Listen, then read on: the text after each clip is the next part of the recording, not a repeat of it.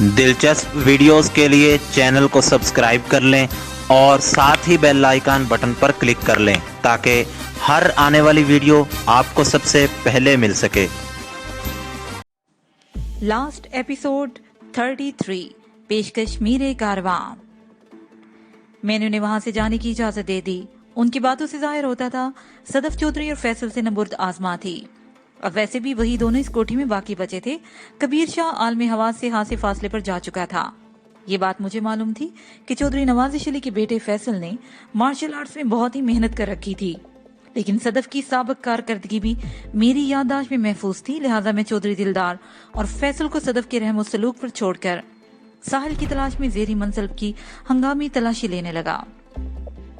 इस दौरान में कोठी के किसी करीबी हिस्से से यैलिंग और उठापटक की आवाजें आती रहीं। गोया मार्शल आर्टिस्ट जब किसी पर अटैक करता है तो हलक से एक तासुर अंगेज आवाज निकलता है। इस महसूस आवाज को यल कहा जाता है। बाज़ औक़ात ये इतनी हैबतनाक होती है कि मद्दे मुकाबल का पित्ता पानी हो जाता है। एक सच्चा मार्शल आर्टिस्ट यैलिंग करके फिजा में महवे प्रवास किसी परिंदे को हाथ चाटने पर मजबूर कर सकता है। मैंने इस कोठी का एक एक कमरा और कमरों का एक एक गोशा झांक लिया, लेकिन कहीं भी मेरी साहिल नजर न आई। उसी लम्हे मेरे जहन में लाइने अजीम चौधरी दिलदार की मनहूस बात रोशन होगी कि आज दोपहर 3 बजे साहिल को कराची रवाना कर दिया गया था। मैं इससे ये नहीं पूछ सका था कि वो लोग बाय रोड गए थे या बाय एयर। बहरहाल ये सोचते हुए मेरे दिल पर एक घूंसा सा लगा।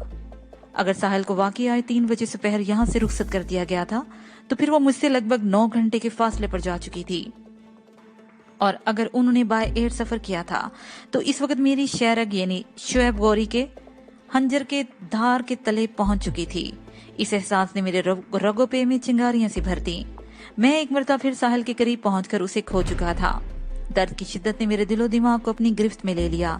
ये तो वही बात थी कि मंजिल पर पहुंचकर इंसान मंजिल का निशान खो दे। मैं इन शिकस्त खुर्दा लम्हात में जिस अजियत से गुजर रहा था उसे बयान करना मुमकिन नहीं। उसी वक्त दीवार की दूसरी जानिब मुझे किसी अजीम शान मार्के की आवाजें सुनाई थी। कोई भारी भरकम शय उस दीवार से आकर टकराई थी। मैं पलक झपकने में समझ गया था कि उस तरफ सदफ मार का अरा थी। साहिल की तलाश में बस वही एक कमरा बचा था, वरना मैंने हर तरफ देख लिया था। मैंने अपने और दरवाजे के दरमियान हायल फासले को दौड़कर तय किया और दरवाजे के करीब पहुंचकर खुद को हवा में बुलंद कर दिया। फिर अगले ही लम्हे मेरी राइट साइड फ्लाइंग किक ने चौबी दरवाजे में धुआंधार दस्तक दी। उस दस्तक के नतीजे में वो दरवाजा झट से खुला और मैं कमरे के अंदर पहुंचकर पट से अपने कदमों पर खड़ा हो गया। वो एक वसी और इस हालनुमा कमरा था। उस कुशादा कमरे के एक संगीन मंजर ने मुझे अपनी जानिब मतवज्जा कर लिया। सदफ कमरे के बस में खड़ी बुरी तरह हाँप रही थी। उसके बाजू पर एक जा सुर्ख स्वेटर नजर आ रहा था। यकीनन सफेद स्वेटर खून से सुर्ख हो चुका था। मुझे ये समझने में देर न लगी कि वो जख्मी थी। मैं कमान से निकले हुए तीर की मानंद उसकी जानिब लपका। उसके जख्मी बाजू ने मुझे बेख्तियार कर दिया था। उस वफाशौर लड़की ने वो सारी मारा मारी मेरी खातिर की थी। अपनी जान वबाल में डालकर वो मेरा साथ दे रही थी और इस तरह दोस्ती निभा रही थी कि कोई क्या निभाएगा। मुझे अपनी जानिब बढ़ता देखकर उसके जब्त के सारे बंधन टूट गए और वो बड़ी ही वारफ्तगी के आलम में मेरे गले आ लगी। उसकी इस जज्बाती ख्वाहिश की तकमील के लिए मुझे थोड़ा सा झुकना पड़ा। उसने मुझे इतनी मजबूती से दबोच लिया कि जैसे उसे खतरा हो। अगर उसकी गिरफ्त ढीली पड़ी तो मैं भाप बनकर फिजा में तहलील हो जाऊंगा। मैं उसकी दिली कैफियत से बाहूबी आगाह था, लिहाजा उस जानसार साथी के लिए मैं खुद को फरामोश करना पड़ा। मैं भूल गया था कि मैं कौन हूँ, कहाँ से आया हूँ, किधर आया हूँ और किस मकसद के लिए आया हूँ। इस हालनुमा कमरे में सिर्फ 2 दिल धड़क रहे थे और वक्त जैसे थम कर रह गया था। अगर वक्त आगे न बढ़े तो तारीख रकम नहीं होती। कोई वाकया, कोई सानहा तारीख के रिकॉर्ड में नहीं आता। शायद इसीलिए ये जालिम अपनी महसूस रफ्तार से धीरे धीरे आगे बढ़ता रहता है और हमारी बेखबरी में यह हमारा अच्छा बुरा रिकॉर्ड मुरतब करता चला जाता है, हम चाहे उसे तस्लीम करें या ना करें। चनाचा हमें यही महसूस हो रहा था कि वक्त थम गया है, लेकिन यह हमारी बेखुदी और खुद फरामोशी का समर था, वरना ये शातिर तो लम्हा बलम्हा अपना रास्ता पाट रहा था। और इस दौरान में यह हमारी तारीख भी रकम कर रहा था कि हम दोनों ने अपनी जिंदगी से चुराए हुए कितने ही लम्हात किन हालात से गुजारे, किसने किसको किस कैफियत से गुजारा और कौन कौन से एहसासात से आशना हुआ। हाल का गुजरा हुआ हर लम्हा माजी में बदल रहा था। एक दूसरे की कुर्बत में बिताई हुई ये सातें अमर हो रही थी। माजी को बदलना किसी के इख्तियार में नहीं होता। आशनाई और आगाही की सिफात रखने वाले खुद फरामाशी के वो लम्हात देर पर साबित न हुए और हम दोनों अब वापस आ गए। सदफ का बदन जज्बात की शिद्दत से होले होले लरज रहा था। मैंने उसकी पेशानी पर एक सच्चा बोसा जब्त किया और थपकने वाले अंदाज में उसके कंधों को सहलाया। वो बिखरी हुई आवाज में बोली, वजदान मैंने मार डाला, तुम्हारे 2 दुश्मनों का सफाया कर दिया।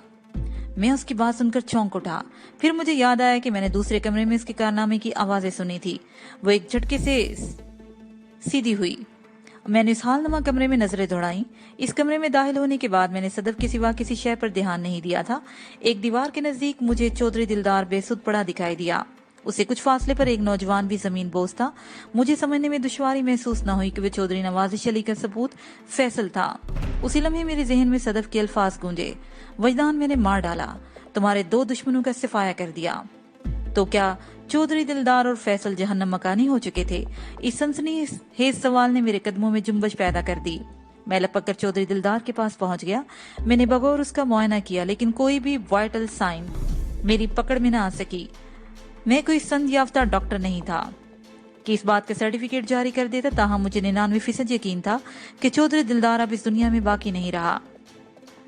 मैं जल्दी से फैसल के करीब आया और उसका जायजा लेने लगा। वो सिर्फ बेहोश था। मैंने उसके जिस्म में जिंदगी को तलाश कर लिया। फैसल का सर शदीद जख्मी था और वहां से खून निकल रहा था। मैंने दूसरे कमरे में जिस भारी शय को दीवार के साथ टकराते सुना था वो फैसल ही हो सकता था। मैंने सदफ की तरफ मुड़ते हुए कहा, फैसल जिंदा है लेकिन चौधरी की जिंदगी के इम्कानात मादूम है। फिर मेरा ध्यान सदफ के जख्मी बाजू की तरफ चला गया। उसके बाएं बाजू पर कोहनी से जरा सा ऊपर स्वेटर का हिस्सा खून आलूद नजर आ रहा था। मैंने उसके जख्मी बाजू की तरफ इशारा करते हुए पूछा, यहाँ क्या हुआ है सदफ? उसने उल्टा मुझसे सवाल कर डाला, क्या साहिल का कुछ पता चला? नहीं, मैंने दुखी दिल के साथ नफी में गर्दन हिलाई। कम से कम इस कोठी के अंदर वो मुझे कहीं नहीं मिली। मैंने जेरी और बलाई दोनों मंजिलें छान ली है। वो मायूसी से गर्दन हिलाते हुए बोली, वो मुझे भी कहीं दिखाई नहीं दी। लेकिन तुम तो उसे शक्लो सूरत से नहीं पहचानती हो। तुम्हें तो पहचानती हूँ, वो बेसाहता बोली। उसने जोमानी जवाब दिया तो मैं गड़बड़ा गया। फिर दोबारा उसके जख्मी बाजू के बारे में उससे पूछने लगा तो उसने बताया कि फैसल ने हंजर का वार करके इसे जख्मी कर दिया। बादजा सदफ ने वो हंजर फैसल से छीन लिया और पाए बाग की तारीकी में कहीं फेंक दिया था। मेरा ख्याल है कोई सीरियस जख्म नहीं होगा। वो जख्मी बाजू को दबाते हुए बोली, वरना मैं तकलीफ की शिद्दत से बेहाल हो जाती। अभी उसकी बात खत्म नहीं हुई थी कि मैंने उसके चेहरे पर अजियत के आसार नमूदार होते देखे।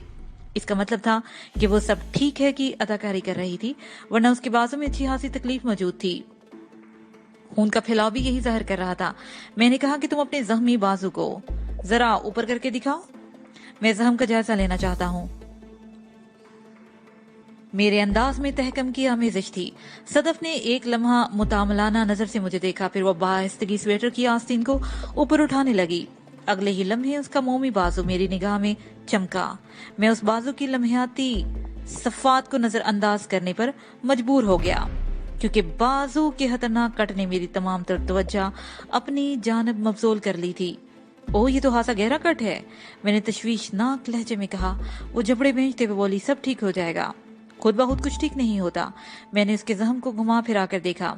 तुम्हें फौरी तौर पर तिब्बी इमदाद की जरूरत है। ठहरो। मैं उसे छोड़कर कमरे में कुछ तलाश करने लगा। फिलहाल अगर तुम जख्म को किसी कपड़े से भी बांध दिया जाए तो काम चल जाएगा, ट्रीटमेंट बाद में होता रहेगा। जल्द ही मुझे चादर नुमा एक कपड़ा मिल गया। मैंने उस कपड़े में से मुनासिब लंबाई की एक पट्टी फाड़ी और कसकर उसे सदफ के बाजू पर बांध दिया। इस तरह कम से कम खून का एहराज तो बंद हो जाता। इस काम से फारिग होने के बाद हमने एक मरतबा फिर साहिल को इस कोठी में तलाश किया, लेकिन इसका नतीजा सिफर ही बरामद हुआ। मुझे यकीन होने लगा कि चौधरी दिलदार ने ठीक ही कहा था। मेरी साहिल को मेरे वहां पहुंचने से पहले ही वहां से हटा दिया गया था। इस कोठी में अब हमारी दिलचस्पी के लिए कुछ भी बाकी नहीं रहा था। मेरा यहाँ रुकना बेकार था। जब वो ही ना मिली तो क्या फायदा। कोठी में ऊपर नीचे कोई भी शख्स ऐसा नहीं था जो हमारी राह में रुकावट बनता। सब अपनी अपनी नींद में थे। ने पूछा, समझ में नहीं आ रहा कि उन लोगों ने साहिल को कहाँ भेज दिया। मेरी समझ में आ रहा है, मैंने गंभीर आवाज में कहा। इस वक्त हम दोबारा उसी हालनुमा कमरे में आ चुके थे जहाँ चौधरी दिलदार और फैसल मज़कूरा हालतों में पड़े थे। तुम्हारी समझ में क्या आ रहा है? सदफ ने पूछा। वो अब तक मेरे, साहिल, शुएब गौरी, चौधरी नवाजिश अली और दीगर अहम अफराद के बारे में बहुत कुछ जान चुकी थी। मैंने उसके सवाल के जवाब में वो हकीकत बयान कर दी जो चौधरी दिलदार की जुबानी मुझे पता चली थी। ओह, उसे पेशानी पर हाथ मारा, ये तो बड़ी गड़बड़ होगी। फिर वो तशवीश भरे लहजे में बोली, साहिल को बाय रोड भेजा गया है या बाय एयर? मुझे ये जानने का मौका नहीं मिल सका। मैंने साफ गोई से काम लिया। वो बेताबी से बोली, तब तो हमें फौरी तौर पर कराची रवाना हो जाना चाहिए। तुमने तो सुबह के टिकट भी बनवा रखे हैं। उन्हें और पीछे करवाने की कोशिश करते हैं। मैंने कहा, इससे भी मसला हल होता नजर नहीं आ रहा। क्या मतलब? वो हैरत से मुझे देखने लगी। मतलब ये कि अगर साहिल को बाय रोड कराची भेजा गया है तो कल दोपहर तक या उसके बाद वहां पहुंचेगी। हम सुबह यहाँ से रवाना होंगे तो इसके बाद वहां पहुंचने से पहले हम कराची में होंगे, लिहाजा फौरी तौर पर रवाना होने की जरूरत नहीं। मैं एक लम्हे को रुका, फिर बात जारी रखते हुए बोला, अगर वो वाकई बाय एयर गई है तो उस वक्त तक वो शुएब गौरी के कब्जे में जा चुकी होगी। हम सुबह से पहले कराची पहुंचे या दोपहर से पहले, अब इससे कोई फर्क नहीं पड़ेगा। वो बेजारी से बोली, क्या तुम हाथ पर हाथ रखी इसी कोठी में बैठे रहोगे? हरगिज नहीं। मैंने बेसुध पड़े फैसल की तरफ देखा और सफाकी से कहा, मेरे दीने ना दुश्मन की एक नाजुक कमजोरी इस वक्त मेरी दस्तरस में है। मैं इसे अपने साथ ले जाऊंगा। जिंदगी में पहली मर्तबा चौधरी नवाजिश का कोई अहम मोहरा मेरे हत्थे चढ़ा है। बेख्तियार मेरी आवाज की संगीनी बढ़ती ही चलेगी। अब मैं देखूंगा कि चौधरी नवाजिश अली कैसे बेहाल होता है। जब अपने कलेजे पर हाथ पड़े तो कैसा महसूस होता है। चौधरी नवाजिश और शुएब गौरी ने साहिल को मुझसे दूर करके उसे जिस पिंजरे में फंसाया है उस पिंजरे का ताला इस चाबी से खुलेगा। मैंने बड़ी बेरहमी से फैसल की तरफ इशारा किया और फिर सदफ की जानिब देखते हुए कहा, तुमने मुझ पर बहुत बड़ा एहसान किया सदफ। फैसल तुम्हारी वजह से मेरे हत्थे चढ़ा है। मैं तुम्हारा ये एहसान, तो अब तुम मेरी दोस्ती को जूते मारोगे? वो कतकलामी करते हुए बोली, सॉरी, मुझे एहसास हो गया कि एहसान वाली बात उसे नागवार गुजरी थी। मैंने कहा, इतनी बड़ी कामयाबी के बाद मैं थोड़ा, मेरा मतलब है पता नहीं मुझे क्या हो गया। किसी वजाहत की जरूरत नहीं। वो मेरे होंठों पर अपना हाथ रखते हुए बोली, हमें पहली फुर्सत में यहाँ से जाना होगा, वरना मंशा और उसके हवारी किसी भी वक्त यहाँ आ सकते हैं। और नकली वजदान को तलाश किए बगैर वैसे भी वो वापस ना आते, लेकिन उन्हें नकली वजदान की तलाश में ये काफी देर हो चुकी है। मैंने अपनी रिस्ट वॉच में वक्त देखते हुए कहा, वाकई रात के 12:30 बज चुके थे। मंशा वगैरह को गए हुए वाकई लगभग 2.5 घंटे बीत चुके थे। ये ताहिर समझ में ना आने वाली बात थी, लेकिन सदफ ने जिस पहलू की तरफ तवज्जो दिलाई थी वो मेरी समझ में आ गया था। अगले 5-6 मिनट के अंदर जैसे तैसे करके फैसल को हमने टोयोटा करोला की डिक्की में पहुंचाया। इससे पहले हमने वहां से अपने बैग्स निकाल लिए थे। अगले ही लम्हे हमारी गाड़ी डिफेंस फेज 2 की उस कोठी की तरफ रुखसत हो रही थी। ड्राइविंग सीट पर मैं काबिज था। हम जिस वक्त उस कोठी से निकलकर मेन रोड पर आए तो उसी वक्त एक जीप फराटे से गली में मुड़ी थी। इस जीप में कुल 4 अफराद सवार थे। मैं मंशा को सूरत से नहीं पहचानता था, लेकिन कभी उम्मीद थी कि वो नकली वजदान की तलाश में नाकामयाब लौटने वाले अफराद का काफिला था। मैंने रुक कर ये देखने की कोशिश नहीं की कि वो लोग किस कोठी में दाखिल होते हैं। मैं उस वक्त एक ऐसे हवाई घोड़े पर सवार था जो अपनी मंजिल से नॉन स्टॉप फ्लाई करता है, ना दाएं देखता है ना बाएं देखता है, और सीधा अपनी नाक की सीध में अपनी मंजिल की तरफ सफर करता है। नए मॉडल की वो टोयोटा करोला किसी फ्लाइंग हॉर्स से कम नहीं थी। गुलबर्ग 3 वाली वो कोठी तारीकी और सन्नाटे में डूबी हुई थी। उस वक्त रात का 1 बजा था, लेकिन उसका मतलब ये नहीं था कि फरीद पाशा की कोठी ऐसा वीरान मंजर पेश करने लगे। कम से कम गेट पर मुसल्ला गार्ड को तो नजर आना चाहिए था। कोठी के किसी अंदरूनी हिस्से में कोई लाइट ऑफ हो, मगर गेट और सामने का हिस्सा अंधेरे की लपेट में दिखाई दे रहा था। मेरी तरह सदफ भी सूरत हाल की संगीनी को महसूस कर लिया। तशवीश भरे लहजे में बोली, वैदान, इस कोठी में कोई गड़बड़ हो चुकी है। मेरा भी यही ख्याल है। मैंने कोठी की जानिब देखते हुए कहा। वो बोली, जब हम सुबह यहाँ रवाना हुए तो सब कुछ ठीक ठाक था। सब कुछ हमेशा ठीक ठाक नहीं रहता सदफ। मुझे खुद अपनी आवाज अजनबी सी लगी। आओ देखते हैं इस कोठी पर क्या बीत चुकी है। फरीद पाशा के पड़ोसी वैसे भी इन दिनों कोठियों में मौजूद नहीं थे। दाएं जाने वाली कोठी के मकीन तो कुछ अरसे के लिए स्टेट्स के हुए थे और बाएं तरफ वाली कोठी बराए फरोख्त हो चुकी थी। मैंने गाड़ी को गेट के सामने रोका और सदफ से गाड़ी के अंदर ही रहने को कहा। मैं तुम्हें अकेले कोठी के अंदर नहीं जाने दूंगी, वो चटानी लहजे में बोली। जिद ना करो सदफ, तुम्हारा बाजू पहले ही जख्मी है। मैं जरा अंदर का जायजा ले आऊं, फिर तुम्हें भी बुला लूंगा। वो जल्दी से बोली। कुछ भी हो, मैं तुम्हारे साथ ही जाऊंगी। मजबूरन मुझे उसकी बात मानना पड़ी, क्योंकि बासानी वो मेरी बात नहीं मान रही थी। मैंने पहले गाड़ी को कोठी के अंदर पहुंचाया। गेट को खुलवाने के लिए किसी से कहना नहीं पड़ा क्योंकि ऑलरेडी गेट खुला हुआ था। जल्दी मुझे पता चल गया कि वहां की लाइट्स को किस तरह ऑफ किया गया था। मैंने जिधर भी निगाह उठाई सब कुछ टूटा हुआ पाया और ये फायरिंग का नतीजा था। सबसे पहले मैंने सिक्योरिटी गार्ड उमरदीन के कैबिन नुमा कमरे में झांका। वहां का मंजर बड़ा ही वहशतनाक था। अंधेरा होने के बावजूद भी मैंने देख लिया, गार्ड कैबिन के फर्श पर आड़ा टेढ़ा पड़ा था। करीब ही उसकी गन भी मौजूद थी। मैंने गार्ड को छू कर देखा तो मुझे यकीन हो गया वो दूसरी दुनिया के सफर पर रवाना हो चुका था। मैंने सरसराती हुई आवाज में कहा, सदफ, हमारी गैर मौजूदगी में यहाँ पर कोई संगीन कार्रवाई हो चुकी है और मेरा ख्याल है इस वाकये को ज्यादा वक्त नहीं गुजरा। कैबिन में अगरचे अंधेरा था ताहम बाहर से आने वाली नाकाफी लाइट ने वहां देखने की काफी आसानी पैदा कर दी थी। सदफ भी सिक्योरिटी गार्ड को मुलाहिजा कर चुकी थी। उसने कहा, वजदान, हमें फौरी तौर पर अपने साथियों की खबर लेना चाहिए। फिर हम आनन फानन कोठी के अंदरूनी हिस्से में दाखिल हो गए। अंदर का जायजा लेने के लिए लाइट्स का होना बहुत ही जरूरी था क्योंकि बाहर वाली जैसी तैसी रोशनी वहां तक रसाई हासिल नहीं कर सकती थी। मैंने बड़ी ही सुरुत से स्विच बोर्ड तलाश करके वहां मौजूद तमाम बटन ऑन करना शुरू कर दिए। उस वक्त मुझ पर एक वहशत सवार थी। मेरी ये कोशिश जुज़वी तौर पर बराबर साबित हो गई। मैं चंद लाइट्स को ऑन करने में कामयाब रहा। इन लाइट्स की बदौलत दूसरे कमरों में देखना भी मुमकिन हो गया था।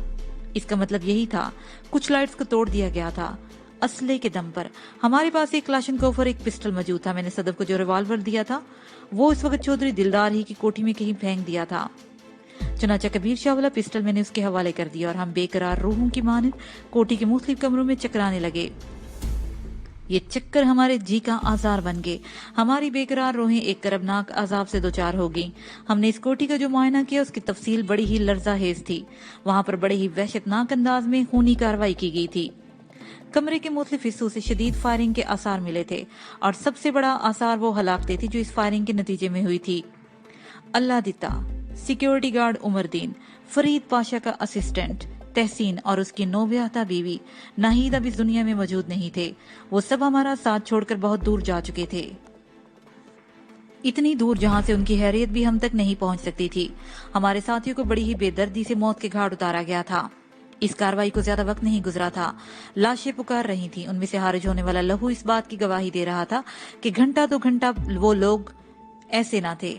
इस दुनिया के दीगर इंसानों की तरह वो भी हंस बोल सकते थे और दूसरों को भी हंसने बोलने पर मजबूर कर सकते थे, लेकिन अब वहां कुछ भी बाकी नहीं रहा था। सब मलिया मेट हो गया था, फना हो गया था सब कुछ। मैंने इस खूनी कार्रवाई के जिम्मेदारों के बारे में सोचा तो मेरे जहन में मंशा का नाम चमक उठा। पिछले 2 दिनों में मैंने उसे बहुत ही जख्म पहुंचाई थी। उसके बंदे पैदर पे मंजर से गायब होकर फाजलिया कॉलोनी में उसके कोठी के तहखाने में पहुंच रहे थे। वो उनके क़याम के बारे में कुछ नहीं जानता था, अलबत्ता उसे इस बात का यकीन था कि इस कार्रवाई के पीछे मेरा हाथ है। वो मेरे इस ठिकाने से बाहू भी आगाह था। और आज रात के पहले पहर चौधरी दिलदार ने उसे वजदान की तलाश में रवाना किया था। मैं जैसे जैसे सोचता गया हालात के डांडे आपस से मिलने लगे। जैसे ही मैं इस नतीजे पर पहुंच गया कि वो वहशतनाक कारनामा मंशा के सिवा किसी और का नहीं, उसी लम्हे सदफ ने चौंकते हुए लहजे में कहा, वजदान, जरगुल कहीं नजर नहीं आ रही। जरगुल! मैं उछल पड़ा और ये उछलना बेइख्तियार था। मुझे खुद पर हैरत हुई कि मैं अब तक उस पश्तून दुशेजा को क्यों भूला हुआ था। जरगुल का ख्याल आते ही मैं उसके दुश्मन चचा हिकमतयार का नाम भी मेरे जहन में ताजा हो गया। मैंने एक लम्हे के लिए ये भी सोचा कहीं ये कार्रवाई हिकमतयार की तो नहीं। मुमकिन है उसने जरगुल का सुराग लगा लिया हो और उसको हासिल करने के लिए उसने ये होन रेजी की हो। हमने एक मरतबा फिर कोठी की दोनों मंजिलें देख डाली, लेकिन वो कोठी जरगुल के वजूद से बिल्कुल खाली पड़ी हुई थी। सदफ ने उलझनज़दा लहजे में कहा, ये कहाँ चली गई? मैं खुद भी बहुत ही उलझा हुआ था। मैंने कहा, इस कोठी में तो वो मौजूद नहीं। इसका मतलब यही है कि वो कहीं चली गई है या फिर उसे जबरदस्ती अपने साथ ले जाया गया है। जबरदस्ती साथ ले जाने वाला ख्याल मेरे जहन में हिकमत यार के हवाले से आया था, लेकिन सदफ इस कहानी से वाकिफ नहीं थी, इसलिए उसकी उलझन बढ़ गई। वजदान, जहां तक मैंने अंदाजा लगाया है, ये तुम्हारे दुश्मन मंशा की कार्रवाई हो सकती है। सदफ ने ठहरे हुए लहजे में कहा, अगर वो जरगुल को अपने साथ ले जाता तो वो हमें उस जीप के अंदर कहीं नजर आ जाती। तुम्हारी तरह मैंने भी उस जीप में 4 मर्दों को ही देखा था। हम बातें करते हुए ड्राइंग रूम में आ गए। मैंने कहा, तुम्हारी बात में वजन है। हमने जिस जीप को बड़ी तेजी से चौधरी दिलदार वाली गड़ी में मुड़ते हुए देखा था, अगर उस जीप में मंशा और उसके 3 साथी ही थे तो फिर वसूख से कहा जा सकता है कि वो लोग जरगुल को अपने साथ नहीं लेकर गए। मैं एक लम्हे को खामोश हुआ, फिर बात मुकम्मल करते हुए कहा, अभी तक तो ये भी तय नहीं हुआ कि इस कोठी पर होने वाली कार्रवाई के जिम्मेदार मंशा ही है या कोई और। अगर ये लर्जा है इस कार्रवाई मंशा ने की है तो उसे भी वहां पहुंचकर ईंट का जवाब पत्थर से ही मिलेगा। सदफ ने कहा, हमने भी चौधरी दिलदार की कोठी पर कुछ कम हंगामा राय नहीं की। वो एक लम्हे को रुकी, फिर चौंकती आवाज में बोली, वो क्या है? उस जुमले की अदायगी के बाद उसने एक दीवार की जानब इशारा किया। मैंने उसके ताकुब में निगाह दौड़ाई तो मज़कूरा दीवार पर मुझे एक पर्चा नस्ब चिस्पा नजर आया। मैं भी सदफ की तकलीद में आगे बढ़ गया और दीवार के करीब पहुंचकर सूरत-ए-हाल वाज़िह हो गई। उस पर्चे की तहरीर ने मेरे हदशात की तस्दीक कर दी थी। ये एक वार्निंग थी, एक पैगाम था जो मेरे नाम था। वजदान, तुमने यकीनन अब तक अपने साथियों का हशर देख लिया होगा। जरा तसव्वुर करो, अगर तुम भी इनके साथ कोठी के अंदर मौजूद होते तो क्या होता। तुम भी यही जवाब दे सकते, क्योंकि जवाब देने के लिए तुम जिंदा ही ना होते, बल्कि अपने इन्हीं जानिसार पुश्त सिपाहों के साथ इस वक्त हाको खून में लोटपोट हो रहे होते। वजदान, में मंशा, तुम्हारा असली बाप तुम्हें बता रहा हूँ कि तुम्हें वाकई बहुत खुशकिस्मत हो कि हाथ में आते आते निकल जाते हो, लेकिन इस खुशफहमी में न रहना कि हमेशा किस्मत तुम्हारा साथ दे। यकीन जाना मैं बहुत जल्द तुम्हारी शहरक तक पहुंच जाऊंगा। तुमने अब तक मुझे नाकाबिले तलाफी नुकसान पहुंचाया है, जिसकी वजह से बास के सामने मेरी बहुत ही सुबकी हो चुकी है। मैं तुम्हें जिंदा नहीं छोड़ूंगा वजदान। वजदान से शुरू होने वाला ये इतलानामा वजदान पर ही खत्म हो गया था। मैंने गहरी सांस खारिज की और जेरे लब बुड़बुड़ाया, हरामजादे, ये तो तुम्हें अपने बास की कोठी में दाखिल होने पर बात पता चलेगा कि कौन किसका असली बाप है। सदफ ने कहा, जरगुल को हम कहाँ तलाश कर सकते हैं? मैंने इसके अदा करदा अल्फाज में तकलीफ को महसूस कर लिया। यकीनी तौर पर बाजू का जख्म उसे परेशान कर रहा था। वहां इतना गहरा कट तो नहीं आया था कि स्टिचिंग की जरूरत पेश आती। बहरहाल फौरी मरहम पट्टी की जरूरत थी। मैंने हंगामी पट्टी बांधकर खून के एहराज को वक्ती तौर पर रोक दिया था, लेकिन बाकायदा ट्रीटमेंट होना चाहिए था। इस कोठी में फर्स्ट एड बॉक्स मौजूद था। मैंने जरगुल के जख्मी बाजू की तीमारदारी भी खुद अपने ही हाथों से की थी। ये एक ऐसा इत्तेफाक था कि मेरे नजदीक रहने वाली दोनों खवातीन के बाजू जख्मी हो गए थे। जरगुल का दायां शाना घायल था और सदफ का बायां बाजू जख्मी हो गया था। थोड़ी सी तलाश के बाद मैं फर्स्ट एड बॉक्स तक रसाई हासिल करने में कामयाब हो गया। मैंने ड्राइंग रूम में बैठे बैठे सदफ का हाई नेक लूज स्वेटर उतरवाया। उसने स्वेटर के नीचे ग्रे कलर की शर्ट पहन रखी थी जिस पर गेस के नाम की छाप थी। ये एक बहुत बड़ी गैर मुल्की गारमेंट कंपनी है। इसके अलावा भी इनके बहुत से कारोबार हैं। मैंने बारीक बीनी से सदफ के हम का मुआयना किया। वो कट लगभग 2 इंच का था। मैंने एंटीसेप्टिक लोशन से जख्म को साफ किया और बेंजीन को की पट्टी कर दी। ये दवा खून रोकने के साथ साथ जख्म को भी ठीक कर देती है।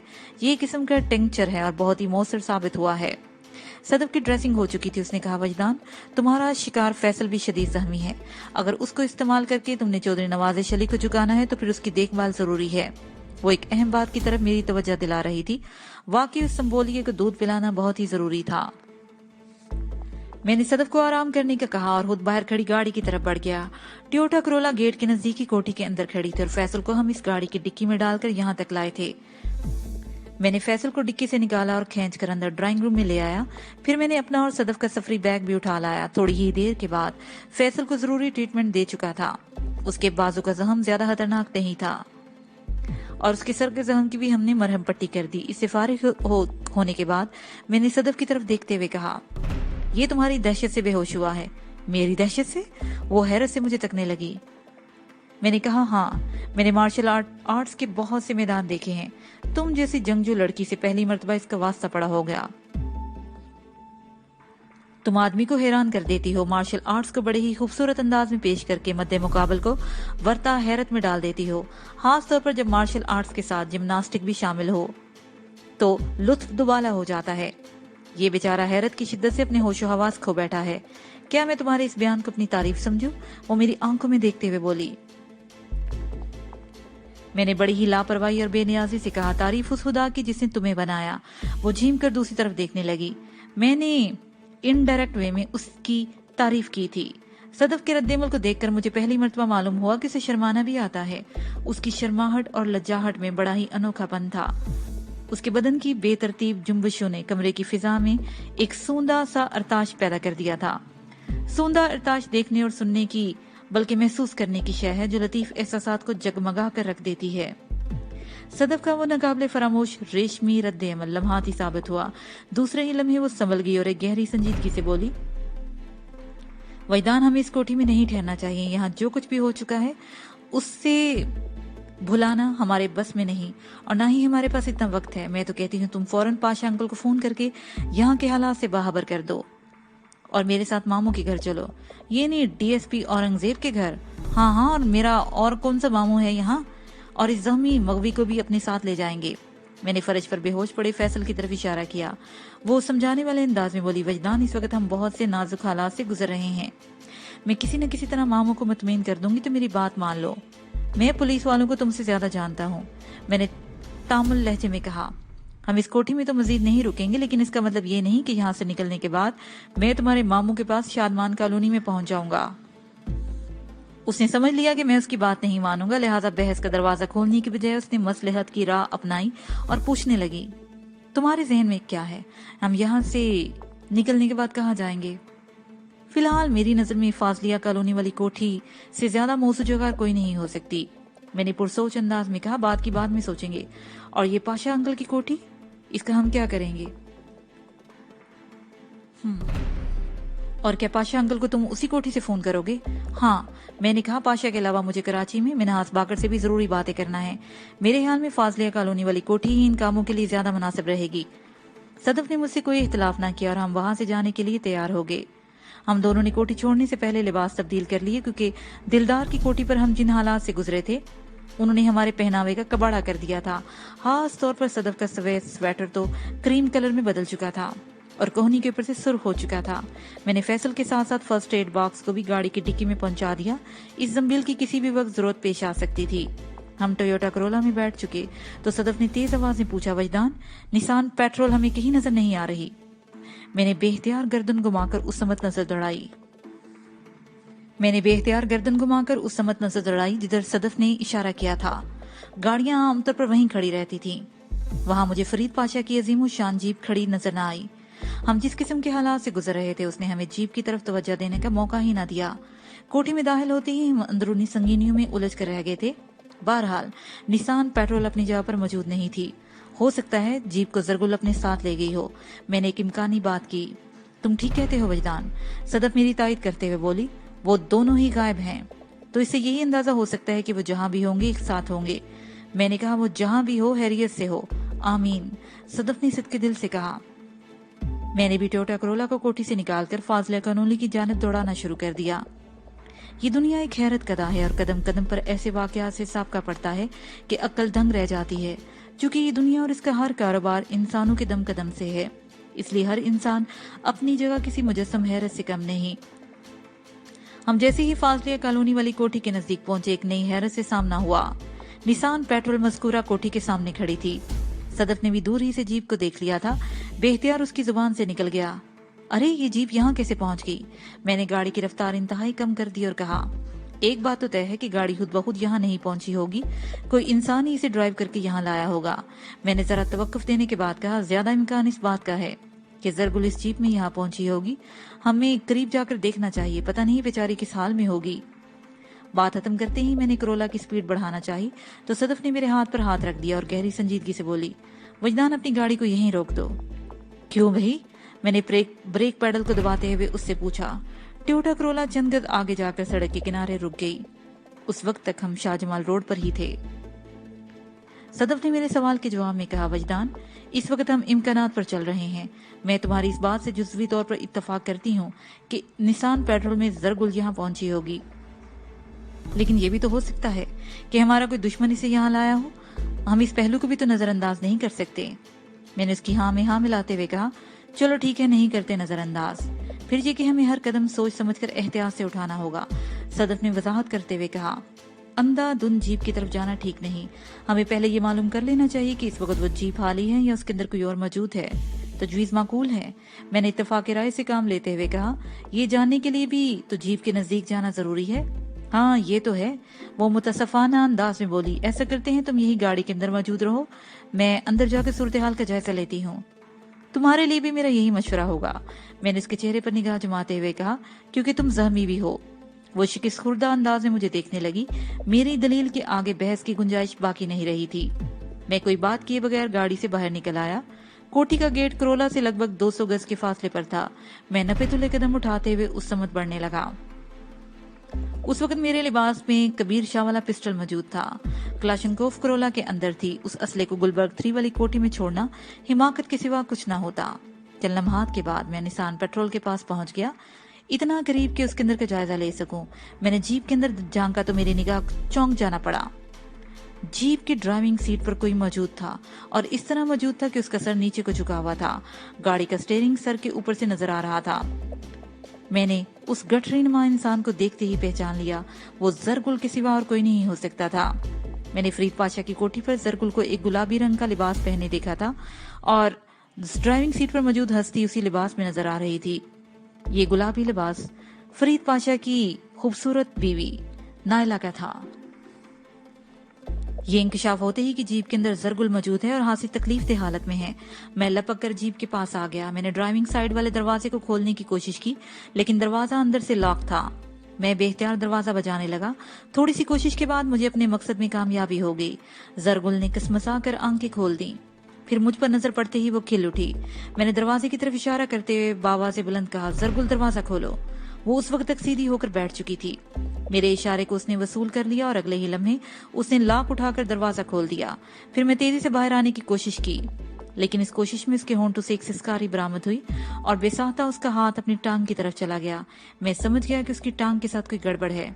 रुक जाओ, मैंने मना करने वाले अंदाज में कहा। गाड़ी के अंदर ही बैठी रहो, मैं खुद तुम्हें बाहर निकालूंगा। जरा मैं सदफ को यहाँ ले आऊं। मैंने निसान पेट्रोल का दरवाजा बंद किया और दौड़ते हुए कदमों के तुफैल करोला के पास पहुंच गया। मैंने मुख्तसर अल्फाज में सदफ को सूरत हाल से आगाह किया, फिर करोला को ड्राइव करके पाशा की कोठी की तरफ आ गया।